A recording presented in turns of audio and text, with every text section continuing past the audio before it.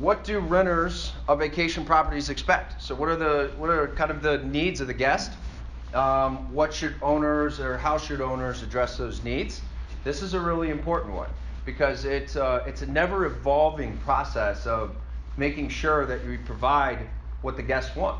So we'll get into that. So some of the basic amenities for most travelers. So this is going to be what you would see. I pulled this again from Airdna. This is just giving you, you can look at not only the entire market in each city, any of those 80,000 cities, but you can also look at your competitors.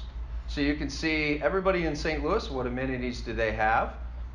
We have a thing called one lost bookings that we look at a lot. So you can see if you lost a booking and why, and sometimes I think there's about 10 times that it was a grill, right? Yeah, the outside grill. Yep, so we're like, okay, we need grills everywhere. There was a point where it's other things, it could be a review.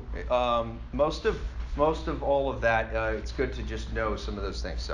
So air conditioning, heating, these are all really the basic stuff. A lot of this, honestly, is like years ago. So if any of you start into the vacation rental industry, then this is already past being an expectation of a guest. And so that's what I'm going to go into next.